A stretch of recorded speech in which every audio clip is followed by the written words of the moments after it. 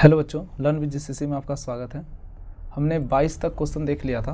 अब हम लोग 23 नंबर का क्वेश्चन देखेंगे। ठीक है, 23 नंबर का क्वेश्चन बहुत इंपॉर्टेंट है। प्रश्न संख्या 23 है क्या कि दी गई आकृति में OA इंटू OB बराबर OC इंटू OD, तो सिद्ध करें कौन A बराबर कौन C और कौन B बराबर कौन D। ये आपका फिगर दिया हुआ है। ठीक है ना, कैसे बनेगा ये अच्छा क्वेश्चन है। सबसे पहले हम इस तरह का त्रिभुज बनाएंगे।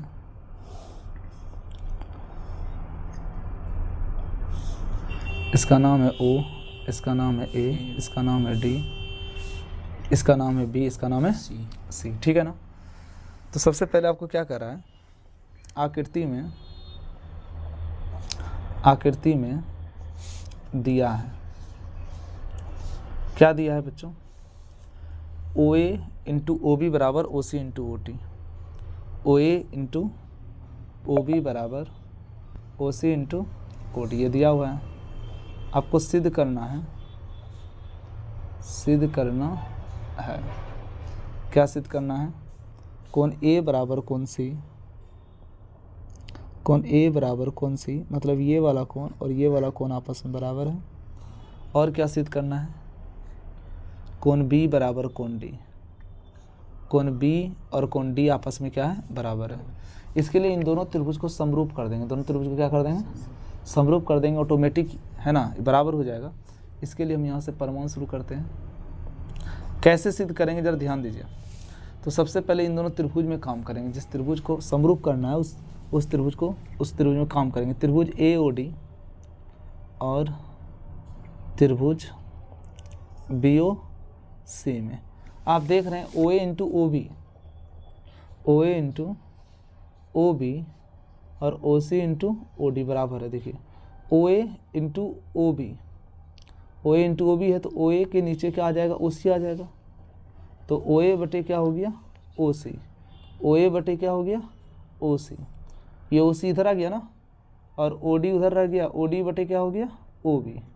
OD देख रहे हैं ना, OD उधर है ना, गुना इधर जाके भाग हो गया, OD बटे क्या हो गया, OB हो गया। देख लीजिए AO का अनुपात OC से हो गया और OD का अनुपात OB से हो गया। और बीच का कोण, ये वाला कोण दोनों कोण आपस में बराबर हो गया। कोण AOD बराबर कोण BOC कैसे हो गया, तो शीर्षाभिमुख कोण से। किस कोण से हो गया, हाँ शीर्षाभिमुख कोण से।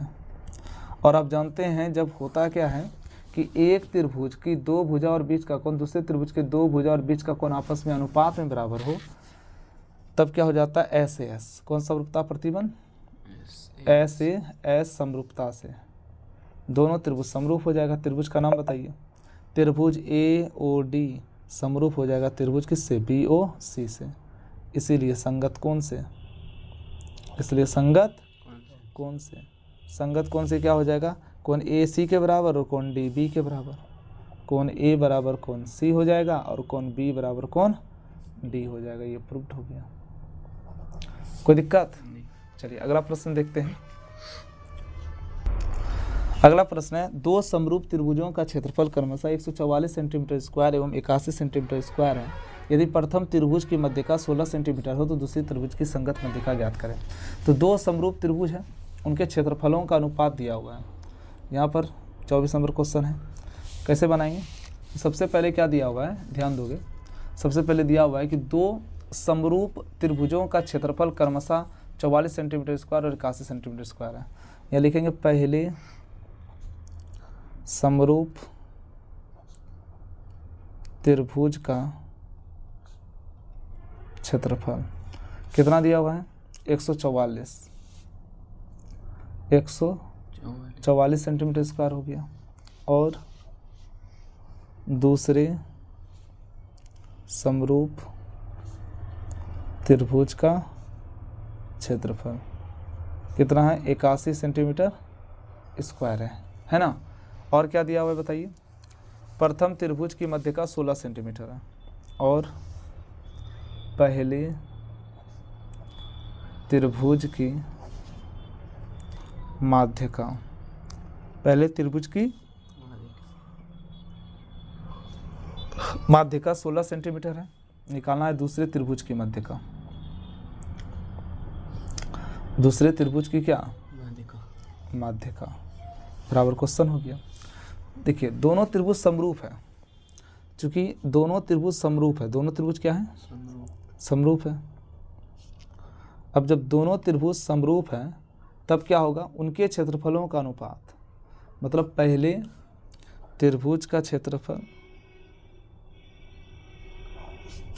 बटे दूसरे त्रिभुज का क्षेत्रफल उनकी मध्यका के अनुपात के स्क्वायर के बराबर होता है। तो पहले त्रिभुज की मध्यका, पहले की मध्यका, पहले की मध्यका का स्क्वायर बटे दूसरे की माध्यका का क्या हो गया? स्क्वायर। यहाँ तक समझने में कोई दिक्कत है? तो चलिए पहले त्रिभुज का क्षेत्रफल कितना दिया हुआ है? 144 सेंटीमीटर स्क्वायर है, यहाँ लिखेंगे 144 सेंटीमीटर स्क्वायर। दूसरे की क्षेत्रफल कितना दिया हुआ है? 81 सेंटीमीटर स्क्वायर है। दोनों पर स्क्वायर है तो स्क्वायर इधर जा क्या हो गया? रूट हो गया। यहाँ पर बचा क्या? पहले की मध्यका। तो पहले की मध्यका दिया हुआ है 16 सेंटीमीटर, 16 सेंटीमीटर लिख दिए। दूसरे की मध्यका निकालना है तो दूसरे की क्या लिख दिए? यहाँ पर हम माध्यका निकाल दिए, माध्यका लिख दिए। अब देखिए 144 का रूट है और 81 का रूट है, तो 144 का रूट क्या होगा बच्चों? 144 का रूट 12 हो जाएगा, 81 का रूट 9 बराबर। इधर क्या है देखिए, इधर है पहले की मध्यका, पहले की मध्यका 16 है, दूसरे की मध्यका निकालना है तो पहले की मध्यका हो जाएगा यहाँ 16 बटे दूसरे की मध्यका।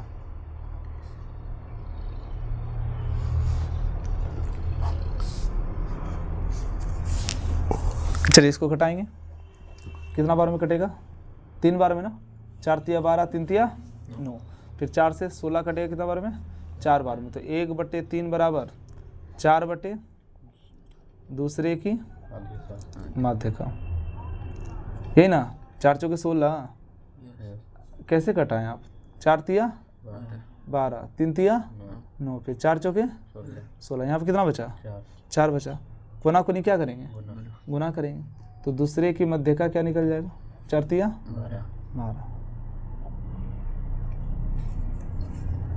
12 सेंटीमीटर। कोई दिक्कत?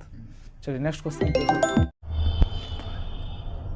प्रश्न संख्या 25 क्या है? 5 सेंटीमीटर त्रिज्या वाले एक वृत्त पर वृत्त के केंद्र से 20 सेंटीमीटर की दूरी पर स्थित बिंदु R से खींची गई स्पर्श रेखा की लंबाई ज्ञात करें। देख लीजिए 5 सेंटीमीटर त्रिज्या वाला पहले एक वृत्त बनाइए आप। सबसे पहले सपोज कर लीजिए ये एक वृत्त है, इस वृत्त की त्रिज्या कितनी है?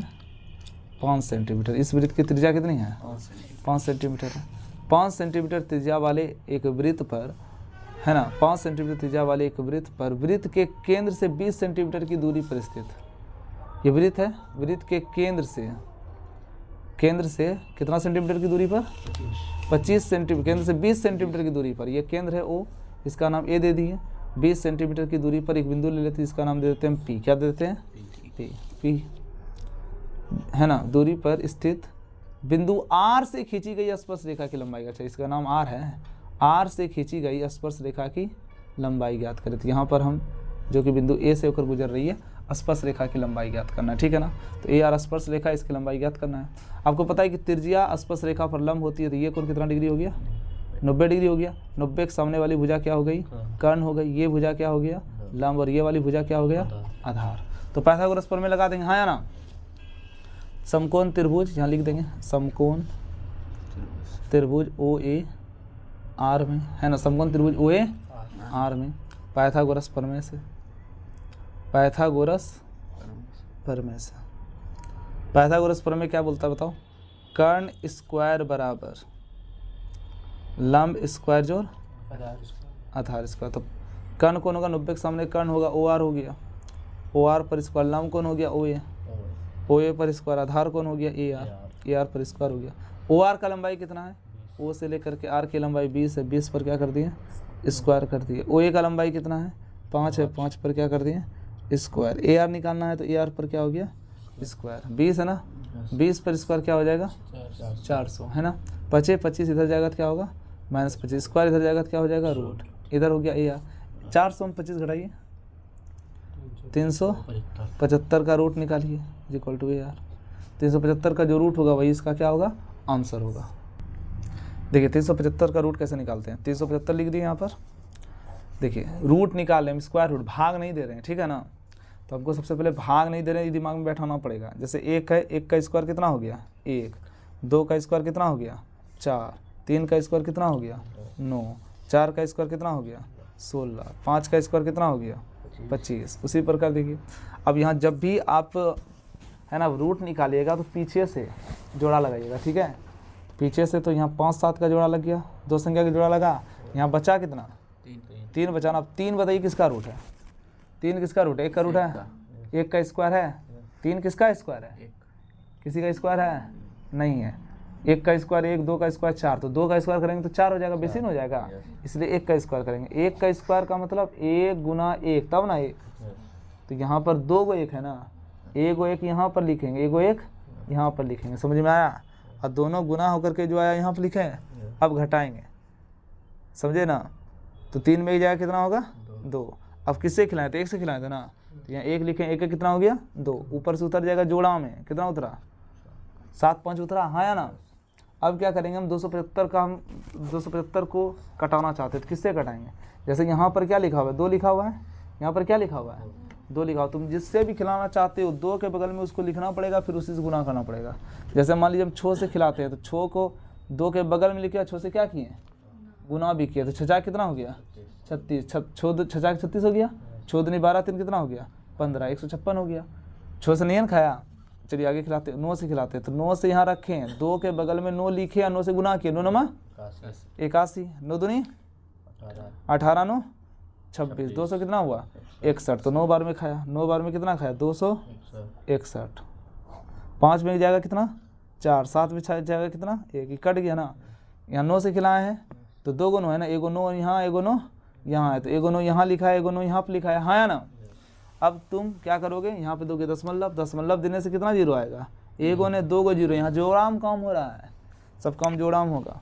अब देखिए अब किससे खिलाए थे 9 से खिलाए थे ना, तो 1 9 यहाँ लिखे, 1 9 यहाँ लिखे, अब यहाँ जोड़ेंगे, 9 9 कितना हो गया 18, 2 1 कितना हो गया 3, 38 हो गया। अब किससे खिलाना चाहते हो 38 हो गया, जिससे भी खिलाना चाहते हो 38 के बगल में लिखो। मान लो हम 4 से खिलाना चाहते हैं, 4 चौक कितना हो गया 16, 8 चौके 32 से कितना हो गया 33, हासिल 3 रहा, 4 3 12, 12 3 कितना हो गया 15, 4 से बेसी हो गया, 4 से बेसी हो गया 338 है, 38 3 से खिलाना चाहते हैं तो 38 के बगल में 3 लिखा, 3 से गुना किए, 3 तिया 9, 8 तिया 24, 3 तिया 9 2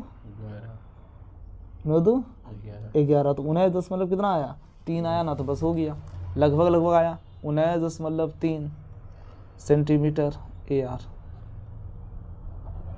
आंसर हो गया।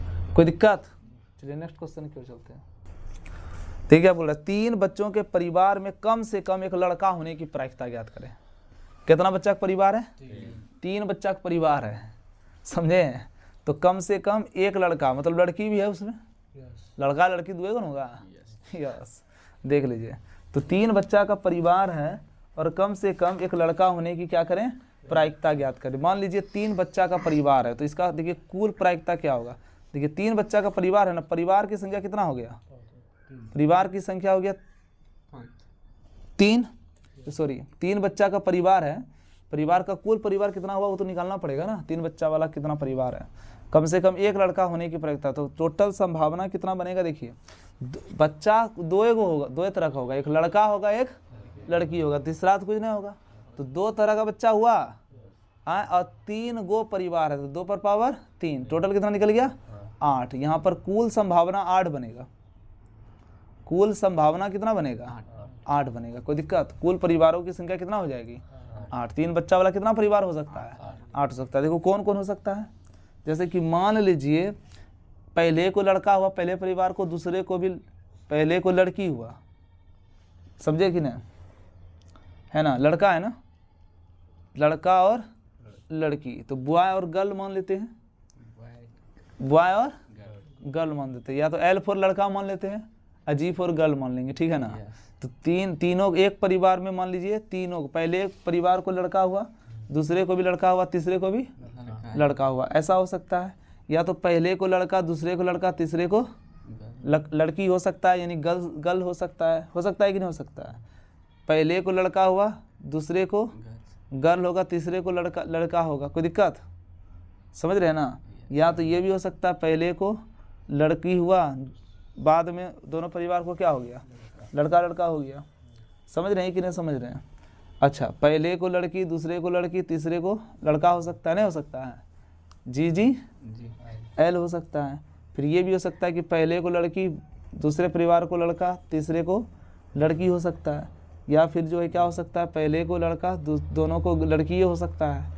या तो तीनों को क्या हो सकता है, लड़की हो सकता है। समझ रहे हैं ना। तो कुल संभावना कितना बनता है, 8 बनता है। अब यहाँ पर प्रश्न क्या कह रहा है कि कम से कम एक लड़का होने की प्रायिकता, कम से कम एक लड़का, तो लड़का तो ज़्यादा भी हो सकता है लेकिन कम से कम। तो इसमें तो सभे लड़का, इसमें 2 लड़का, इसमें 2 लड़का, इसमें 2 लड़का, इसमें 1 लड़का, इसमें 1 लड़का, इसमें, तो ये नहीं है ना। है यहाँ पर पूछ क्या रहा है, कम से कम एक लड़का होने की प्रायिकता, मतलब घटित घटना हो गया 7। घटित घटना कितना हो गया, 7। कम से कम एक लड़का होने की घटना कितनी है, 7 है। तो प्रायिकता का मान आप जानते हैं, कम से कम एक लड़का होने की प्रायिकता, मतलब जो परिवार उसमें कम से कम एक लड़का जरूर होगा। लड़की के चाहे एक कोटो काहे न हो, 2 तो काहे न हो, लड़का जरूर होगा। कम से कम के गो, एक गो। तो प्रायिकता बराबर क्या होता है बताओ, घटित घटना बटे कुल संभावना होता है ना। तो घटित घटना, कितना घटना घटा भाई, 7 हो गया, और कुल संभावना कितना था, 8। तो 7/8 आंसर हो गया। ठीक है, चलिए नेक्स्ट क्वेश्चन की ओर करते हैं। देखिए प्रश्न है, एक आवृत्ति वितरण का माध्य और बहुलक क्रमशः 30 तथा 18 है, इसकी माध्यका ज्ञात करिए। तो देखिए माध्य कितना दिया हुआ है और बहुलक कितना दिया है। माध्य दिया हुआ है कितना, 30, और बहुलक कितना दिया है, 18। तो यहाँ लिखेंगे दिया है माध्य बराबर 30 और बहुलक बराबर 18। मांग क्या रहा है, माध्यका। माध्यका बराबर क्वेश्चन ना, तो फॉर्मूला होता है 3 केंद्रीय परिवृत्ति है, याद रखिएगा। बहुलक, माध्य और माध्यका, ये 3 केंद्रीय परिवृत्ति है।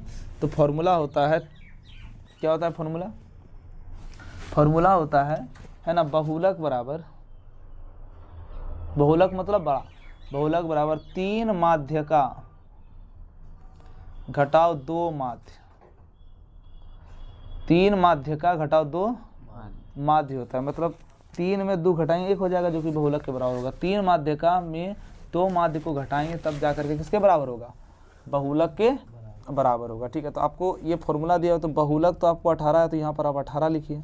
3 का 3 माध्यका कितना है वो तो निकालना है, तो 3 गुना माध्यका हो गया, माइनस 2 का 2 माध्य कितना है 30 है, तो 2 गुना 30 हो गया।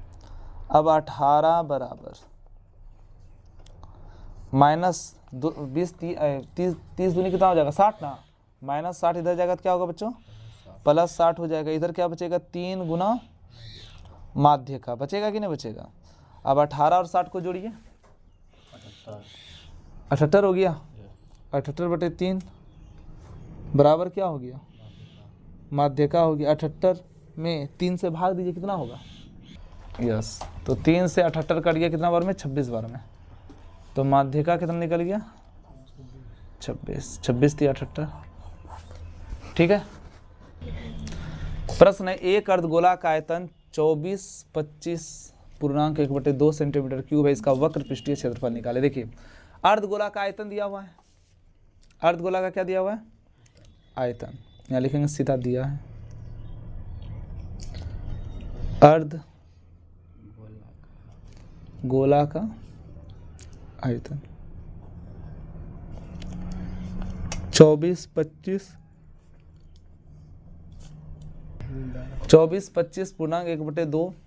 सेंटीमीटर क्यूब है। इसका वक्र पृष्ठीय क्षेत्रफल निकालना है। क्षेत्रफल निकालने के लिए त्रिज्या चाहिए, त्रिज्या दिया हुआ है, नहीं ना दिया हुआ है। तो अर्धगोला का आयतन क्या होता है, 2/3 पायर क्यूब होता है। पूर्णांक इसका तोड़िए, 24/25 को 2 से गुना करेंगे तो क्या हो जाएगा 48/50, उसमें 1 जोड़ देंगे तो कितना हो जाएगा 48, 51 बटे कितना हो गया 2 हो गया। ठीक है, हमको त्रिज्या निकालना है। क्या निकालना है? त्रिज्या निकालना है। देखिए r निकालना है, सबको उधर भगा देंगे, भाग 3 उधर जाके क्या हो जाएगा? 48 51 गुना 3 और बटे कितना हो जाएगा? 2। पहले से 2 है तो बटे 2 हो गया, हाँ या ना? पाई का मान क्या होता है? 22/7 होता है। 22/7 लिख दिए, गुना r³ बराबर 48 51 गुना 3 बटे 2 गुना 2। ठीक है, अब इससे हम r³ निकालेंगे तो भाग 7 उधर जाके गुना 7 हो जाएगा। 48 51 गुना 3 गुना 7 और गुना क्या हो जाएगा? ये बटे क्या हो जाएगा बताइए? भाग ना हो जाएगा, बटे 22 हो जाएगा। बटे क्या हो जाएगा? 22 और 2 दूनी कितना हो गया? 4 हो गया। कटेगा तो कटा दीजिए, कटेगा तो क्या कीजिए? कटा दीजिए। देखिए 48 51 का सबसे पहले हम अभाज्य गुणनखंड निकालेंगे। ठीक है ना, आसानी से बता देंगे आपको। 48 51 का पहले अभाज्य गुणनखंड निकालें, 2 से खाएगा 24 दूनी, फिर 2 से तो नहीं खाएगा, लास्ट में एक है 3 से खिलाइए सीधा, 8 4 12 5 17 1 18, 3 से खाएगा ना? हाँ 3 से खिलाइए। ये 48 है ना?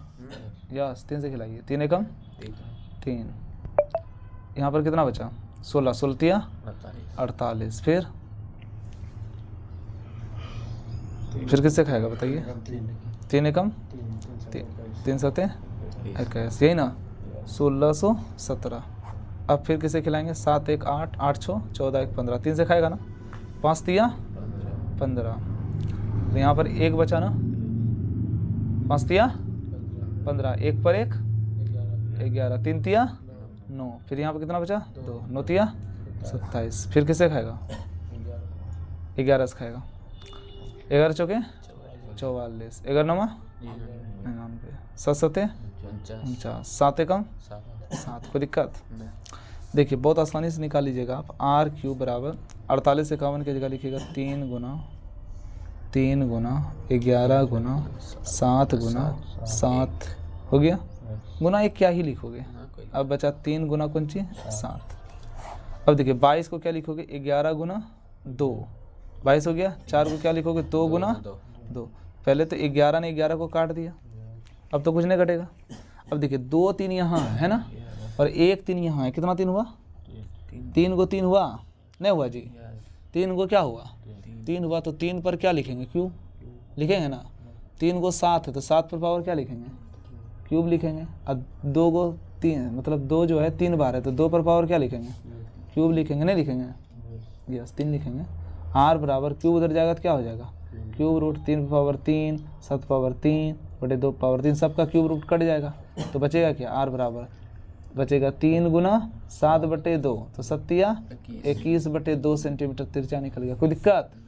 अब त्रिज्या निकला है, अभी आंसर नहीं हुआ है। अर्धगोला का वक्र पृष्ठीय क्षेत्रफल बोल रहा है। देखिए यहाँ पर वक्र पृष्ठीय क्षेत्रफल ना, तो अर्धगोला का वक्र पृष्ठीय क्षेत्रफल का फॉर्मूला बताइए। बोलो, अर्धगोला का वक्र पृष्ठीय क्षेत्रफल का फॉर्मूला। अर्धगोला का क्या? वक्र पृष्ठीय क्षेत्रफल का फॉर्मूला ना। अर्धगोला में कितना सरफेस होता है बताइए? अर्धगोला में कितना सरफेस होता है? 3 सरफेस होता है। देखो कैसे, देखो अर्धगोला है ना, ये आपका अर्धगोला कटोरा के जैसा होता है कि नहीं होता है ना। तो वक्र पृष्ठीय क्षेत्रफल बोलेगा तो सिर्फ इसके चारों तरफ दीवार का क्षेत्रफल निकालेंगे। ठीक है ना, इसके चारों तरफ इसका निकालेंगे। और कुल पृष्ठीय क्षेत्रफल बोलेगा तो इसमें ढक्कन भी लगा देंगे। क्या लगा देंगे? ढक्कन। तो 2 पाई स्क्वायर में 1 पाई स्क्वायर जोड़ देंगे, 3 पाई स्क्वायर हो जाएगा। ये संपूर्ण पृष्ठीय क्षेत्रफल। लेकिन यहाँ पूछ क्या रहा है? वक्र पृष्ठीय क्षेत्रफल, इसलिए हम लिखेंगे 2 पाई स्क्वायर। 2 का 2, पाई का मान होता है 22/7। त्रिज्या मेरा क्या है? 21/2 ना, तो 21/2 गुना 21/2 है ना। कटेगा ना, 2 2 कट जाएगा, 7 कितना हो जाएगा? 21। और कटेगा? नहीं कटेगा। अब क्या करेंगे? 22 दिया, हाँ 2 से 22 कट गया, कितना हो गया? 11। और कटेगा? नहीं। तो 11 दिया 33। 33 गुना क्या करेंगे? 21 करेंगे। 33 गुना 21 करेंगे, जो आएगा वो क्या होगा? आंसर। तो कितना आया? 33 गुना 21 किए तो 693 सेंटीमीटर स्क्वायर आंसर। अच्छा क्वेश्चन था ना। इसमें सबसे इंपॉर्टेंट है त्रिज्या निकालना। क्या निकालना? अर्धगोला का आयतन दिया हुआ था 24 25 पूर्णांक बटे 2 सेंटीमीटर क्यूब, पूर्णांक तोड़ दिए 48 51 बटे 2 आया है ना। अर्धगोला का आयतन एक तरफ, उसका सूत्र एक तरफ, उससे निकाले अब त्रिज्या आर क्यूब बराबर 48 51 गुना 3 बटे 2 गुना 2 भाग 7 दर्जा के गुना 7 गुना 22 दर्जा के भाग 22 है ना। उसके बाद क्या हुआ, सबका क्यूब रूट निकाल लिए, 48 51 को तोड़ दिए, तोड़ने के बाद जो है क्यूब उधर गया, क्यूब रूट हो गया, पावर 3 था, क्यूब रूट और पावर कैंसिल हो गया, क्यूब रूट और पावर क्या हो गया, कैंसिल हो गया, बच गया 3 गुना 7 बटे 2 21 बटे 2 हो गया। समझ रहे हैं कि नहीं समझ रहे हैं। उसके बाद फिर जो है अर्धगोला का वक्र पृष्ठ क्षेत्रफल का सूत्र लगाएं और क्षेत्रफल का सूत्र लगाएं, त्रिज्या का मान रखें, आंसर हो गया। ठीक है। एक वृत्त की परिधि 8 सेंटीमीटर है, उस त्रिज्यखंड का क्षेत्रफल ज्ञात करें जिसका केंद्रीय कोण 72 डिग्री। बहुत अच्छा क्वेश्चन है। परिधि कितना दिया हुआ है बेटा, दिया है परिधि, वृत्त की परिधि 8 सेंटीमीटर है। वृत्त की परिधि कितना होता है 2 पाई आर बराबर कितना हो गया 8 सेंटीमीटर। ठीक है ना। आर निकालना है ना, 2 गुना पाई का मान हो गया 22 बटे 7, त्रिज्या बराबर हो गया 8, हाँ या ना। यस, आर निकालना है, भगाइए सबको, भाग 7 इधर जाके गुना 7 गुना इधर जाके क्या हो गया भाग हो गया, 2 चौके कितना हो गया 8 हो गया, 2 दूनी 4 11 दूनी कितना हो गया 22 हो गया। तो आर का मान निकल गया 7 दूनी 14 बटे 11 सेंटीमीटर। कोई दिक्कत, त्रिज्या निकल गया। अब हमको क्या करना है, त्रिज्यखंड का क्षेत्रफल निकालना है जिसका केंद्रीय कोण 72 डिग्री है। तो हमको थीटा दिया हुआ है 72 डिग्री, थीटा कितना डिग्री दिया हुआ है 72 डिग्री दिया हुआ है, और हमको त्रिज्यखंड का क्षेत्रफल निकालना है। त्रिज्यखंड का क्या निकालना है क्षेत्रफल। तो त्रिज्यखंड का क्षेत्रफल का सूत्र होता है थीटा बटे 360 गुना पाई आर स्क्वायर, थीटा बटे 360 गुना, चलिए थीटा कितना डिग्री है 72 डिग्री बटे 360 हो गया, पाई का मान कितना होता है 22 बटे 7, त्रिज्या कितना निकाले हो तुम 14 बटे 11, स्क्वायर है तो 14 बटे 11 गुना 14 बटे 11, 2 बार लिखोगे, जो जो कट रहा है कटा दीजिए, 7 का 7 7 दूनी 14, 11 का 11 11 दूनी 22 और कटेगा, इसको कटाइए है ना, 36 दूनी 72, यहाँ हो जाएगा 18 दूनी 36 180 हो जाएगा, बोलिए ना। यस, 2 से कटाइए, 2 9 2 दूनी 18 90 हो गया ना, फिर घटाइए है ना, 18 दूनी 36 45 दूना 90, 3 से घटाइए, 6 तिया 18 15 तिया 45 और कटेगा, हाँ कटाइए, 2 तिया 6 5 तिया 15 और कटेगा नहीं कटेगा। चलिए, तो त्रिज्यखंड का क्षेत्रफल क्या निकल गया 2 बचा और क्या बचा 14 बचा, तो 2 गुना क्या हो गया 14, और नीचे भी कुछ है, ऊपर ही है, ऊपर में एक और 2 है, नीचे 11 है और क्या है 5 है। चलिए सबको गुना कीजिए, आंसर हो जाएगा। चलिए 14 28 28 दूनी 56 हो गया और 11 पचे 55 सेंटीमीटर स्क्वायर, आंसर हो गया। प्रश्न है, एक साइकिल का पहिया 11 किलोमीटर चलने में 5000 चक्कर लगाता है, पहिया की त्रिज्या ज्ञात करें। ठीक है ना। देखिए, एक साइकिल का पहिया 11 किलोमीटर चलने में 5000 चक्कर लगाता है, आपको दिया है, कुल दूरी कितना दिया हुआ है, कुल दूरी दिया हुआ है 11 किलोमीटर। किलोमीटर को पहले सेंटीमीटर में कन्वर्ट कीजिए, 1 किलोमीटर में कितना मीटर 1000 मीटर, हाँ या ना।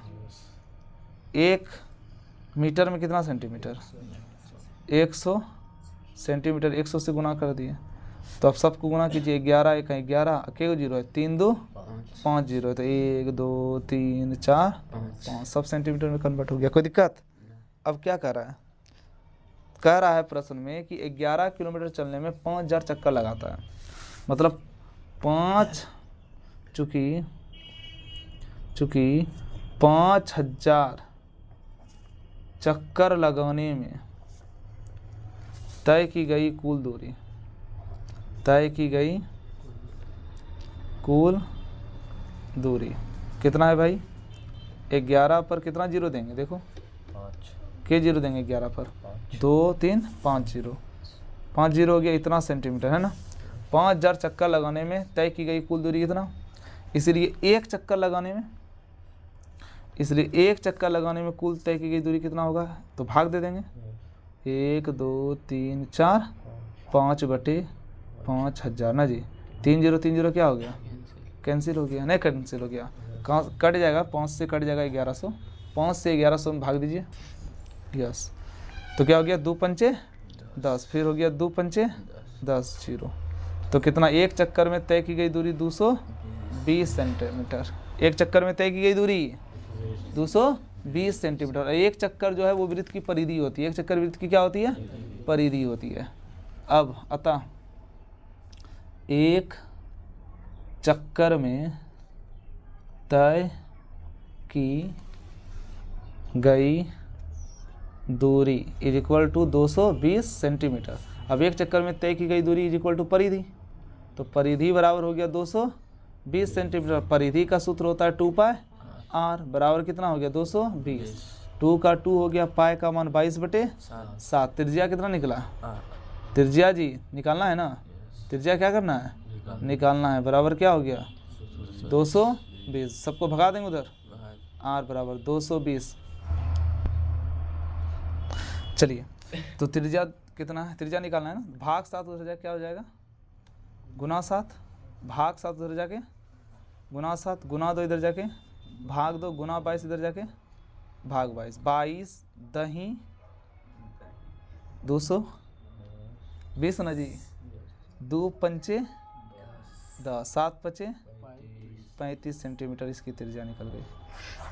कोई दिक्कत, मिलते हैं बच्चों नेक्स्ट वीडियो में, क्योंकि देखिए अब आपका दीर्घोत्तरीय प्रश्न होगा, लॉन्ग आंसर टाइप क्वेश्चन होगा, जो कि नेक्स्ट क्लास में मिलेगा।